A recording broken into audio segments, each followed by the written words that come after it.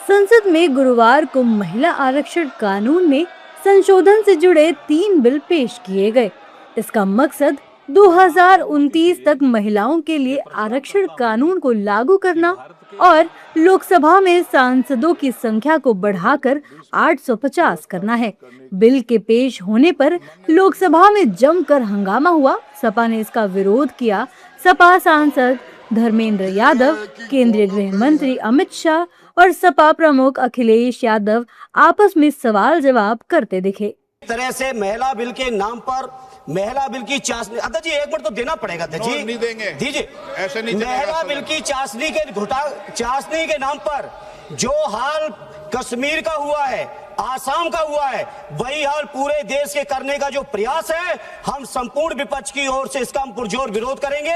सभापति जी एक आधी बात और, इस बिल के अंदर जब तक पिछड़े वर्ग की महिलाएं, जब तक मुसलमान भाइयों की महिलाएं नहीं शामिल की जाएंगी, हम समाजवादी लोग इसका साथ नहीं देंगे।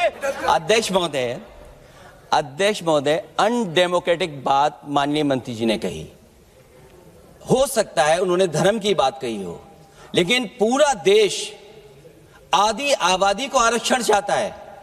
अध्यक्ष महोदय, मैं माननीय मंत्री से जानना चाहता हूं, क्या मुस्लिम महिला आधी आबादी में नहीं आती हैं? नहीं होनी ना, देंगे। समाजवादी पार्टी सारी टिकटें मुस्लिम महिलाओं को दे दे, हमें कहाँ आपत्ति है, हमें कोई आपत्ति नहीं है। इन बिलों को लेकर संसद में विपक्षी दलों के सांसदों ने विरोध किया और साफ साफ कहा कि हम इसका विरोध करते हैं और करते रहेंगे। बहुत विनम्र उससे होकर के किसी को हर्ट न करे, वो बात भी मैं कहना चाहता हूं।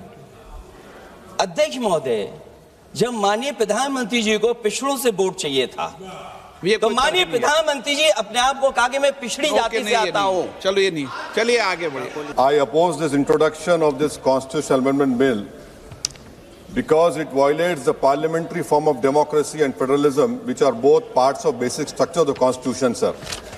Sir, this is not about the one reservation. The main goal is to make South rural and other areas rural and completely erase the representation of OBCs and Muslims from the elected legislature.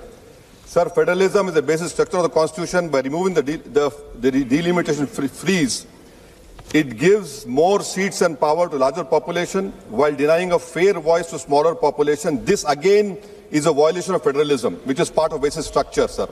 सदन में बिलों को पेश किए जाने का विपक्ष ने जमकर विरोध किया।